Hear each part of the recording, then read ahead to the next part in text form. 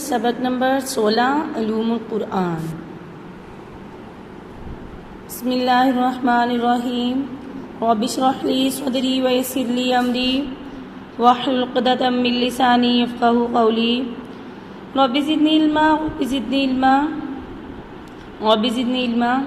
اللہم صلی علی محمد النبی الامی وآلہ وسلم تسلیما۔ السلام علیکم ورحمۃ اللہ وبرکاتہ۔ بیٹا کیسی ہیں آپ سب؟ خیریت سے ہیں؟ اللہ تعالیٰ آپ کو ہمیشہ خیر و عافیت سے رکھے،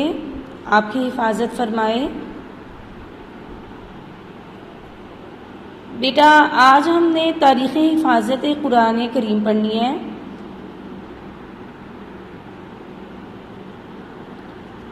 تاریخ حفاظت قرآن، نزول قرآن کی تاریخ اور اس کے متعلق مباحث سے ضروری حد تک فارغ ہونے کے بعد اب تاریخ حفاظت قرآن کے موضوع پر گفتگو پیش نظر ہے، جس میں یہ بتایا جائے گا کہ آپ صلی اللہ علیہ وسلم اور آپ کے بعد کے زمانوں میں قرآن کریم کی حفاظت کس طرح کی گئی، اسے کس طرح لکھا گیا اور یہ کوششیں کتنے مراحل سے گزری۔ نیز اس سلسلے میں غیر مسلموں اور ملحدوں کی طرف سے جو شکوک و شبہات پیدا کرنے کی کوشش کی جاتی، ان کا انشاءاللہ مکمل اور اطمینان بخش جواب دیا جائے گا۔ یعنی پہلے ہم نے قرآن پاک کے نزول، سبب نزول اور ناسخ و منسوخ کے بارے میں پڑھ لیا تھا،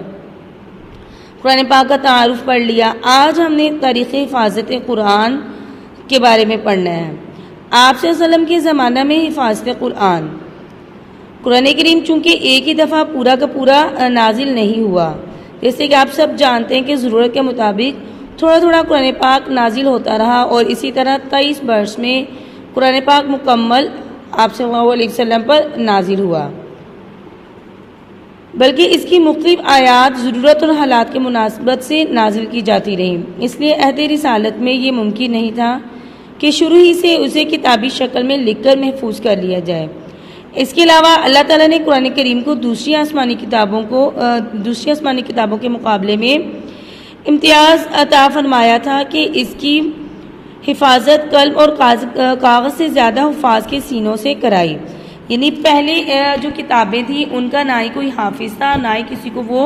لفظ بلفظ زبانی یاد تھی، تو اللہ تعالیٰ نے قلم اور کاغذ سے زیادہ اس کو کیا کیا،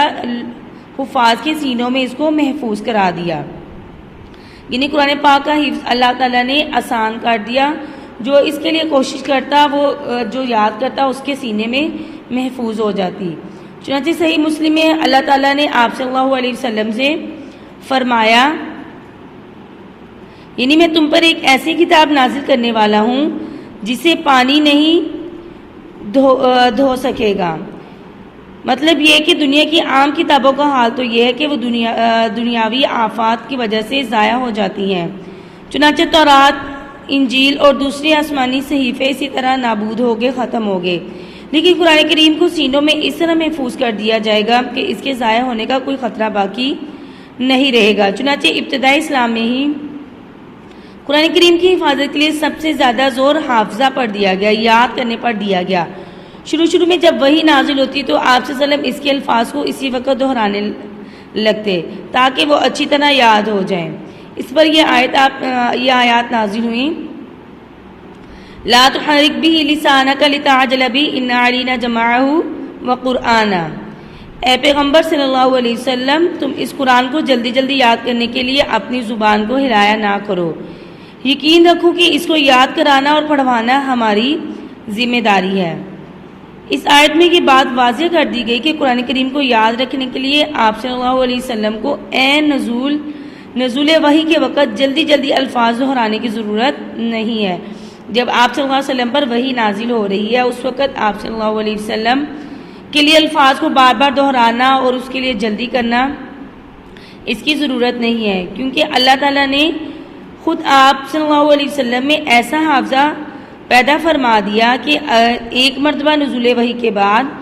آپ اسے بھول نہیں سکیں گے۔ چنانچہ یہی ہوا کہ ادھر آپ صلی اللہ علیہ وسلم پر آیات قرآن نازل ہوتی اور ادھر وہ آپ صلی اللہ علیہ وسلم کو یاد ہو جاتی۔ اسی طرح سرکار دو عالم صلی اللہ علیہ وسلم کا سینہ مبارک قرآن کریم کا سب سے زیادہ محفوظ یعنی ذخیرہ ہے، محفوظ خزانہ ہے، جس میں اللہ تعالیٰ نے آپ صلی اللہ علیہ وسلم کے سینہ میں اللہ تعالیٰ نے قرآن پاک کو محفوظ کر دیا، جس میں کسی ادنا غلطی یا ترمیم اور تغیر کا امکان نہیں ہے، یعنی کوئی کمی بیشی، کوئی زیادتی کا امکان نہیں ہے۔ پھر آپ صلی اللہ علیہ وسلم مزید احتیاط کے طور پر ہر سال رمضان کے مہینہ میں حضرت جبرائیل علیہ السلام کو قرآن پاک سنایا کرتے تھے، اور جس سال آپ صلی اللہ علیہ وسلم کی وفات ہوئی اس سال آپ صلی اللہ علیہ وسلم نے 2 مرتبہ جبرائیل امین کے ساتھ قرآن پاک کا دور کیا۔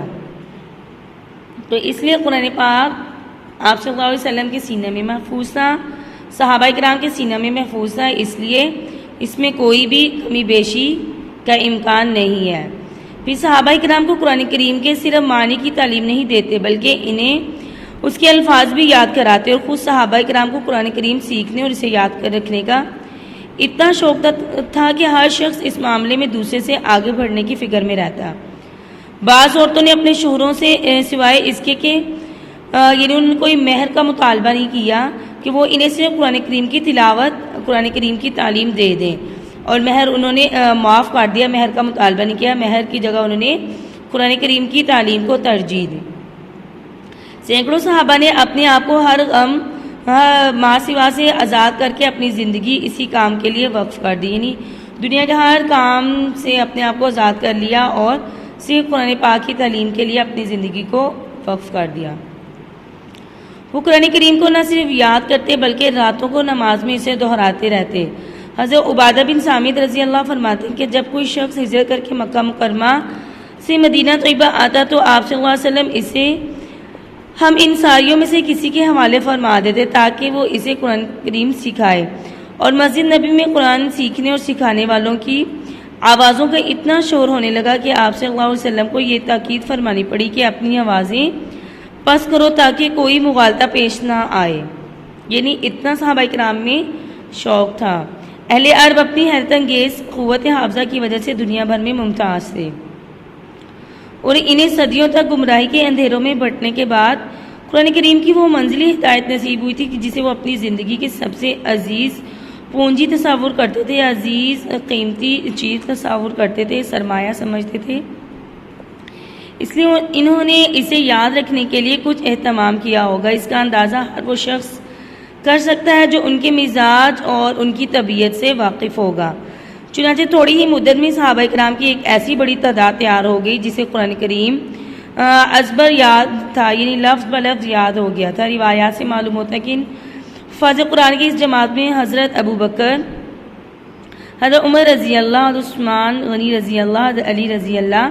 حضرت طلحہ رضی اللہ، حضرت سعد رضی اللہ، حضرت عبداللہ بن مسعود رضی اللہ، حضرت حذیفہ بن یمان رضی اللہ، سالم بن مولا بن حذیفہ رضی اللہ، حضرت ابو ہریرہ رضی اللہ، حضرت عبداللہ بن عمر رضی اللہ، حضرت عبداللہ بن عباس رضی اللہ، حضرت عمر بن عاص رضی اللہ، حضرت عبداللہ بن عمر رضی اللہ، حضرت معاویہ رضی اللہ، حضرت عبداللہ بن زبیر رضی اللہ، حضرت عبداللہ بن صائب رضی اللہ، حضرت عائشہ رضی اللہ، حضرت حفصہ رضی اللہ، حضرت ام کلثوم، حضرت ام سلمہ رضی اللہ، حضرت ام ورقہ، حضرت ابی بن کعب رضی اللہ، حضرت معاذ بن جبل، حضرت ابو حلیمہ معاذ رضی اللہ، زید بن ثابت رضی اللہ، حضرت ابو دردہ رضی اللہ، حضرت مجمع بن جاریہ، حضرت مسلمہ بن محلہ، حضرت انس بن مالک رضی اللہ، حضرت عقبہ بن عامر رضی اللہ، حضرت تمیم داری رضی اللہ، حضرت ابو موسیٰ عاشری، حضرت ابو زید رضی اللہ عنہم جیسے حضرات شامل تھے۔ پھر یہ تو صرف ان صحابہ کے اسماء گرامی ہیں جن کا نام حفاظ قرآن کی حیثیت سے روایات میں محفوظ رہ گیا، ورنہ ایسے بہت سے صحابہ کرام ہیں جنہوں نے پورا قرآن کریم یاد کیا تھا لیکن اس حیثیت سے ان کا نام روایات میں محفوظ نہیں رہ سکا۔ اس کی شہادت اس بات سے ملتی کہ آپ صلی اللہ علیہ وسلم نے بعض اوقات ایک قبیلے میں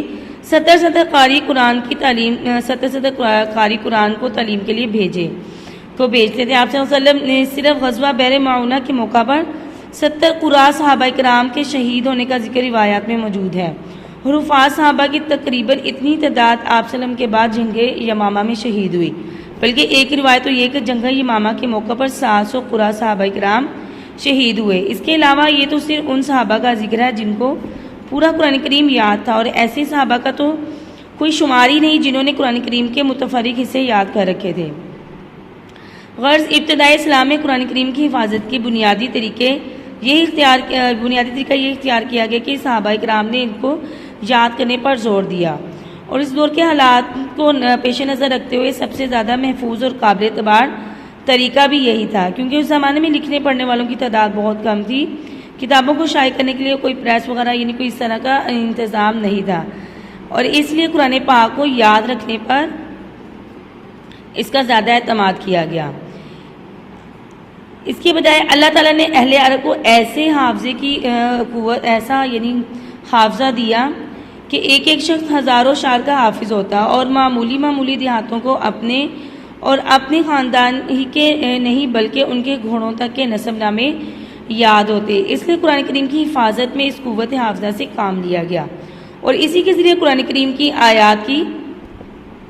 حفاظت اور صورتوں کی حفاظت عرب کے گوشے گوشے میں پہنچ گئی۔ یعنی سب سے جو پہلا قرآن پاک کی حفاظت کا ذریعہ بنا وہ حافظہ بنا، یادداشت بنی، سینوں میں اللہ تعالیٰ نے حفاظت کر دی۔ سنا قرآن کریم کی نشر و اشاعت کسی تیزی کے ساتھ ہوئی، اس کا اندازہ اس واقعے سے ہوتا ہے کہ حضرت عمر ابن سلمہ عہد رسالت کے ایک کمسن صحابی تھے۔ ان کا گھر ایک چشمہ کے کنارے پر واقع تھا جہاں آنے جانے والے مسافر آرام کیا کرتے تھے۔ ان کی عمر 7 سال تھی اور ابھی مسلمان بھی نہیں ہوئے تھے، لیکن آنے جانے والوں سے قرآن کریم کی مختلف آیتیں اور صورتیں سن کر انہیں مسلمان ہونے سے پہلے ہی قرآن کریم کا ایک اچھا خاصا حصہ یاد ہو گیا تھا۔ تو یہ تھا بیٹا پہلا جو ذریعہ قرآن پاک کی حفاظت کا اللہ تعالیٰ نے مسلمانوں سے لیا، اور صحابہ کرام نے بہت سے صحابہ کرام نے اس کو یاد کیا اور اپنے سینوں میں محفوظ کر لیا۔ انشاءاللہ بقیہ اس کے اور بھی مراحل ہیں، تو وہ ہم انشاءاللہ کل کے سبق میں پڑھیں گے۔ آپ نے اس کو یاد کرنا ہے۔ فی امان اللہ، اللہ حافظ، السلام علیکم۔ دعاؤں میں یاد رکھیے گا اور سبق بھی یاد کیجیے گا۔